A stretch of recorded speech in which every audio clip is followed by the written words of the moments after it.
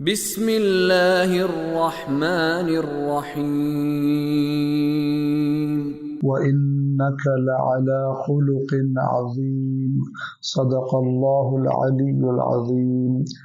سورہ قلم کی آیت نمبر 4 کے الفاظ کے معنی بیان کیے جا رہے تھے۔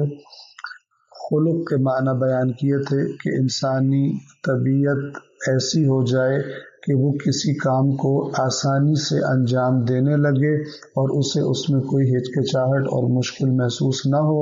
اگر وہ کام اچھا ہوگا تو اچھا خلق کہلائے گا، اس صفت کا مالک انسان اچھے خلق کا مالک کہلائے گا، اور اگر برے کام آسانی سے کرتا ہو تو برے خلق کا مالک کہلائے گا۔ اور یہ خلق یا اخلاق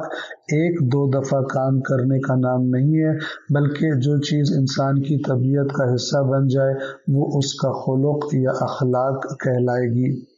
اور عرض کیا تھا کہ یہ انسان کے اپنے انتخاب اور اپنی چوائس کے نتیجے میں آہستہ آہستہ انسان کی طبیعت کا حصہ بنتے جاتے ہیں، اور جتنا ان کے علاج میں تاخیر کی جائے اور جتنا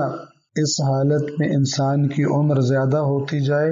اتنی ان صفات کی جڑیں انسان کے اندر گہری ہوتی جاتی ہیں، چاہے وہ اچھا اخلاق ہو اور چاہے وہ برا اخلاق ہو۔ آخری لفظ اس آیت کا ہے عظیم۔ اردو زبان میں بھی ہم اس لفظ کو استعمال کرتے ہیں، اس کا معنی ہے کسی چیز کا بڑا ہونا۔ لفظ عظمت اردو زبان میں استعمال کیا جاتا ہے، ہم کہتے ہیں کہ آپ نے بہت عظیم کام کیا، یعنی کوئی بہت ہی اچھا کام کیا کہ جو قابل تعریف ہے۔ اب اس آیت کے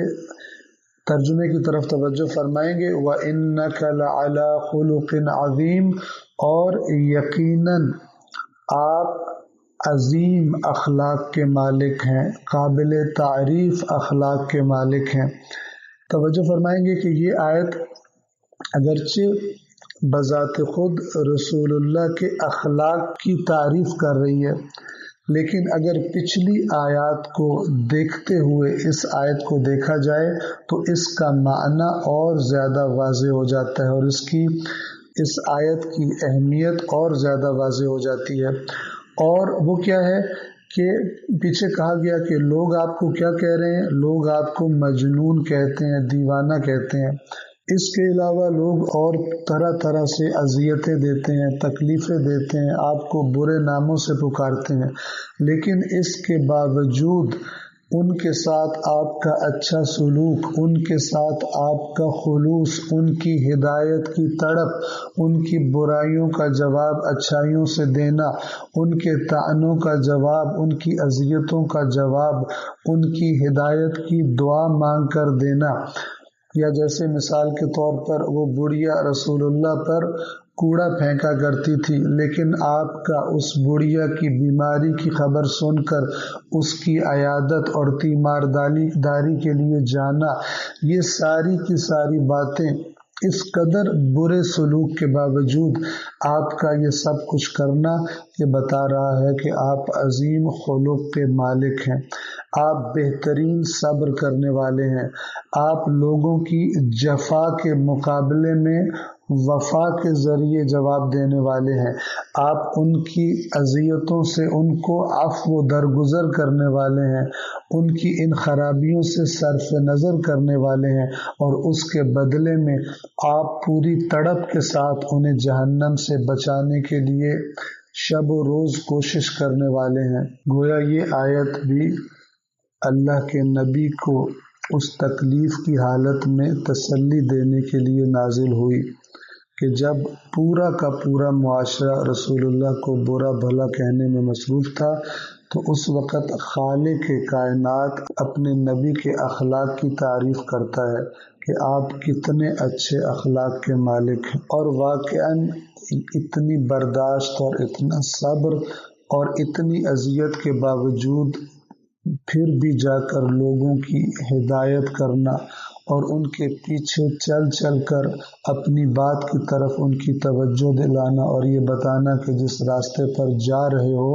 اگرچہ تم نے مجھے پتھر مار لیے لیکن میری بات سن لو کہ جس راستے پر جا رہے ہو اس راستے کا نتیجہ جہنم ہے۔ اگر ہم لوگوں سے ہمارا کوئی رشتہ دار، ہمارا کوئی ہمسایہ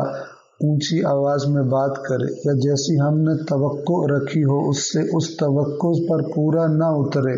ہم نے کوئی اچھائی کی ہو اور وہ اس اچھائی کا صحیح طرح جواب نہ دے تو ہمیں وہ برا لگنے لگتا ہے، ہمیں اچھا نہیں لگتا، اور بعض اوقات ہم اس سے بدلہ لینے کی سوچنے لگتے ہیں۔ لیکن ذرا تصور کیجئے کہ اللہ کے نبی کی عظمت اور اللہ کے نبی کا اخلاق کیسا ہے کہ جو شدید ترین تکالیف دیتے ہیں، اللہ کا نبی ان کی ہدایت کے لیے بھی دعا مانگتا ہے۔ اور یہ پیغام ہے ہر مسلمان کے لیے۔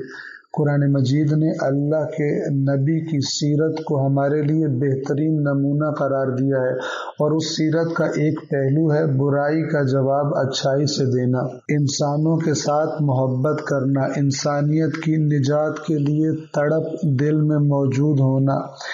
جس مسلمان کے دل کے اندر اپنے نبی کی سیرت کو نمونہ اور آئیڈیل بناتے ہوئے یہ صفات نہ ہو، وہ اپنے نبی کا سچا پیروکار نہیں بن سکتا۔ جو آس پاس انسانیت کو مشکلات میں دیکھتا ہو، اللہ نے اس کو رزق میں وسعت عطا کی ہو، اس کے پاس لاکھوں ہوں، اس کے پاس کروڑوں ہوں، اور آس پاس انسان اسے معلوم ہو کہ بھوکے ہیں، ان کے پاس تن ڈھانپنے کے لیے کپڑا نہیں ہے، زندگی کی بنیادی ضروریات نہیں ہے، تو اگر وہ ان کی پرواہ کیے بغیر اپنی لذتوں میں اور اپنی آسائشوں میں زندگی گزار دے تو ایسا شخص اللہ کے نبی کا سچا امتی نہیں ہو سکتا۔